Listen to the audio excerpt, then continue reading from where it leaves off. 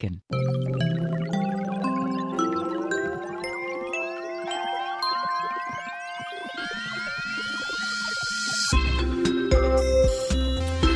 back to Cowork Radio here on KZSB 1290 AM. I'm Catherine Raymock.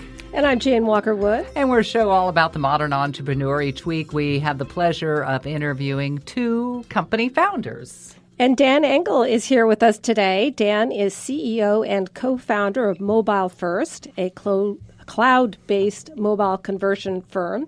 And he's also co-founder of Fastspring. And how are you doing, Dan? I'm doing wonderful. Thanks for having me here. Well, thanks for being here. I was reading your website earlier, trying to understand what it is you do. And if I'm clear, you're doing the sales and recurring billing for software companies. So if I want to buy a software to organize my calendar better, I go to your website, buy the software, download it, and you manage all aspects for the provider? So that's a pretty good description of Fastspring, my prior company. And what Fastspring does is it helps software companies, about 3,000 of them so far, to handle their order page management. So imagine you go to the website of somebody like Adobe, and it's all about Adobe. When you click the purchase button and you come to an order page to actually purchase, all the capabilities behind that page for international transactions are outsourced to a company like Fastspring. And you grew that company from 30,000 in seed funding to 120 million. That's what. Right. Yeah. So we had $30,000. I put in 10,000. I had 3 other partners. It took a long time, but in the end, it became one of the fastest growing companies in the world. It was 41st on the Inc. 500 and then 53 the next year. And we ended up selling it when it was doing about $120 million. And now it's about a little more than twice as big. It's been a few years. Yeah, so. I didn't realize you weren't still with them. So what are you doing now? Well, so Mobile First is the company that I've been involved with the last couple of years. What Mobile First does is it helps e-commerce companies who are trying to get more people who come to their website to purchase when they're coming from a mobile device. So companies have this problem where they've got a website, they do a lot of transactions, and the vast majority of the conversions they get, the people that are traffic that convert to actual paying customers, are occurring when they're visiting on a desktop. And what about the increasing percentage of their traffic that's people on a mobile phone or a tablet? So what Mobile First does is it makes optimizations to the user experience of people who are shopping on a phone or a tablet so that the conversion rate of the mobile traffic gets to be much more similar to what the conversion rate is for desktop visitors. Is there a still sort of the difference between the firewall on your desktop and at least I heard 6 months ago a report that there was almost no firewalls on a mobile phone, and so people were should if you were going to order something, that was a less safe way to do it. Is that the case? No, I wouldn't say that's the case. Yeah. No, and especially with new technologies coming out like Apple Pay, for example, and increasingly having the capability to, for example, go to a website on a mobile device and use something like Apple Pay, which is authenticated through your fingerprint. It's actually an increase in security relative to some of the options available on desktop. So you've been in e-commerce software since, the last 20 years, since 1997, pretty much. Yeah. Were you always a tech guy? Was that something that No, I wanted to be a first grade teacher. You did? Oh. So what happened? I got a little older. I wasn't as much of a teenager anymore. I decided I wanted to be a stockbroker. I got really into stocks and finance back when being a stockbroker was a much more popular thing to do and a very different kind of industry. And then when I graduated college in 1998, it was a very rare time in human history when a 21-year-old was specifically encouraged to be CEO of a company. So I took advantage of that and started a company coming out of college, one of these dot-coms. You were in Idea Lab, weren't you? I was. Entrepreneur in Residence. That's right. Is that an incubator? Yeah. So Idea Lab's kind of the original tech incubator. Nowadays people talk about Y Combinator. But in the dot-com era, it was Idea Lab. And the CEO, Bill Gross, was kind of like the Bill Gates of the Internet. A lot of big tech companies came out of there, internet companies. Some of them did well, some did well for a while, and then ended up collapsing when the dot-com So it's not like happened. That TV series Silicon Valley. I love that show. Have you seen that? My life's a little bit like that show. Sometimes I see people I know on there. So it's interesting to watch. But I think that shows a little bit more fun. No, it's interesting because we were kind of talking about cybersecurity earlier, and I had a young person say to me that people over a certain age are worried about traditional nuclear war, and they should be worried about cyber war, and that's actually a much greater threat. As a tech person, how do you feel about that? I agree. I think there's more that needs to be done. I think cyber warfare needs to be taken more seriously. I think our reaction to when it happens needs to be more significant. And, of course, we have a lot of that to talk about today with what's been going on between Russia and the U.S. and things like that. So, absolutely. Yeah, definitely. The entrepreneur in residence is sort of like a fancy internship, or is that right? I mean, No. is it working for? But is it working for free? Were you working at that Nope. time? Okay, I was going to ask you. No, an entrepreneur in residence. I mean, they're used in all different places, right? Like universities. This was an incubator, so I was, in fact, paid a lot of money. I was 24 at the time, and my job was to come up with ideas with other people's help as well, and bring people into the organization to come up with companies that I could start from scratch using the resources of the incubator, and then hopefully build through IPO and beyond. No, they're not, because we were talking to John about this the other week, incubators versus accelerators. They're not all created equal. It's kind of a buyer beware that you were paid well, but I think there's some out there that aren't paying people. That could be. I mean, this is a different era. The era that I was in, almost all of them crashed and burned, which is a real warning to this whole new generation of them because there's an awful lot of them. Idealab is a little unique in that it seeded its own companies. So you didn't go there and get money from Idealab. You didn't go there and spend 6 weeks or something like that. Idealab had its kind of own ideas or ideas sort of internally that they would build out using a singular group of resources. Now, where are your staff now? Because, I mean, I think you refer to yourself as a remote worker. Is everybody here in Santa Barbara? Or? Well, so kind of interesting story. Well, with Fastspring, we actually had almost everybody remote. In fact, something really unique is our 4 co-founders all worked in different states. In fact, the company existed for 8 years before I sold it, and there was a period of about 3 years where we didn't even see each other. So very, very, Skype, about as virtual as it gets. On Skype, because John told me you No. had a meeting. I don't know if we Skype use meeting? Skype. Yeah, it's more just emails, basically. It's Facebook? every once in a while we'd have a phone call. Sorry?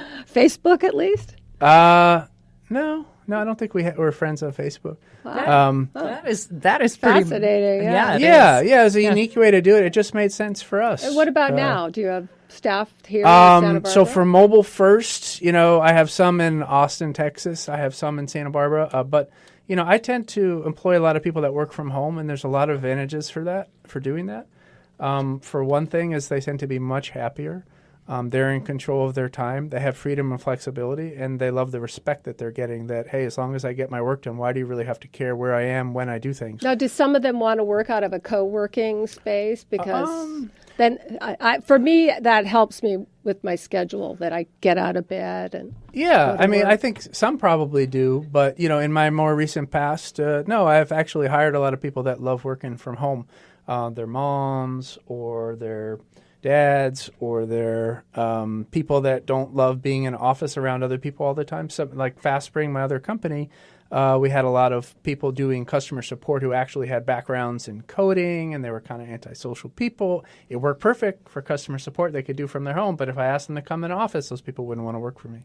That's such a great point, too. And I love that it's not just millennials that you're hiring, but it's other people, too, that wouldn't necessarily fit into what a traditional workforce would be. Is it Picasa, which is the digital photo software that you were involved with? Mm-hmm. I'm just curious about that because it seems like everything you've done, you've had the vision of what is going to be, probably before digital photographer really became as large as it did. Have you always had that sort of vision? And how much of it is that versus just plain hard work and trying and failing at times? Yeah, sometimes I have that vision. And, a lot of entrepreneurs overlook that you don't necessarily have to be completely innovative in what you're producing from scratch. And what I mean by that is you want to be innovative in how you execute. So you don't have to reinvent the wheel. You don't have to recreate a new product and hope it happens to take off because the odds aren't very good. If you can enter a space that's relatively mature and it's already very bountiful and productive, if you can do something but do it in a much better way than the competition is, you can get a lot of business from the competition and already be in an industry that's doing well, as opposed to trying to start something from scratch, which entrepreneurs tend to focus on usually. I heard you reference technology and what, the cyber warfare, et cetera, sounded like you had some concern, and I just wanted to go back a little bit to that. So what are your main concerns, and what do you think we can do about it?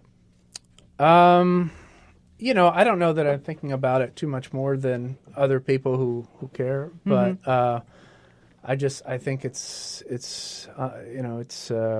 clear at this point that cyber warfare is something where a lot of impact can be generated from folks far away that don't have a lot of power in other ways. And so, I think it's a question of having defenses and also creating a track record of that we respond in kind or with real significance when that occurs, whether you're a small country doing something you shouldn't be or a bigger country trying to impact an election.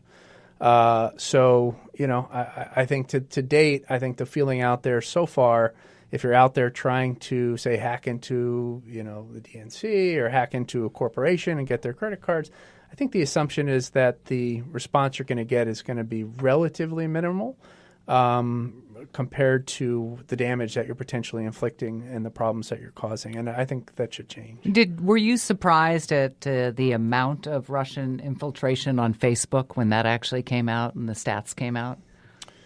I wouldn't think so. I mean, it kind of makes sense. I mean, anybody can go buy ads.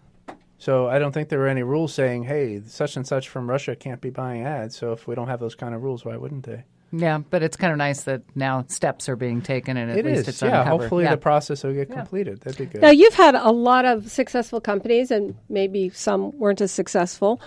What have you learned now that you wish you'd known 10 years ago? 10 years ago? Okay, or 20. Well, let's see. What have I learned that I wish I knew then? Well, because, when you're young, you know everything, I guess, right? Yeah, right. Well, that's certainly what I thought. I'd say, realizing that failure is such a big part of success is a really important part of maturing as an entrepreneur and being able to be successful. So all these companies that I've done that, the brands are now well known and we started from nothing. It's a great story today. They all turned to gold. But behind those stories is years of failure in each case. Every one of those products, whether they're doing $1 billion now or they're ubiquitous, it doesn't matter. They all started with 2-3+ years of struggle and challenge and often failure. And you have to be willing as an entrepreneur to go through that process in those years, knowing that you may not have anything come out on the other end. So how do you avoid getting discouraged? Because some people give up pretty quickly. Yeah, I guess, you have to have a strong enough foundational belief in that what you're doing is of value and it's going to ultimately be validated. And you have to have the finances to be able to support that, meaning if it does take 3 times as long as you thought or 5 times, how are you going to survive long enough to be able to see your dream through to reality? So setting up the structure of a business. So like Fastspring, for example, we set up the business. Part of why it only had $30,000 invested in it is because we didn't want to have any expenses. Because if we had no expenses, then the only way we could possibly fail before we got enough clients was if we lost interest.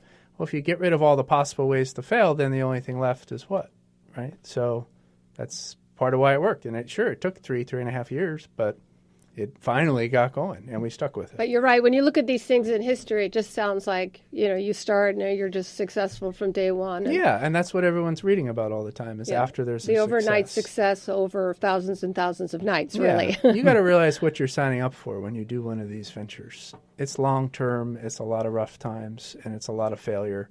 And if you're not willing to stick it out for a number of years when things aren't pleasant in order to have some joy later, it's just not for you. We're talking with Dan Engel here today, and thank you so much, the CEO and co-founder of Mobile First, a cloud-based mobile conversion firm. If you heard only part of that interview and would like to hear the full interview, coworkerradio.com. It'll be posted a little bit later today, and we'll give you some replay times here as well. You are listening to Cowork Radio here on KZSB. 1290 a.m., and we'll be back right after this.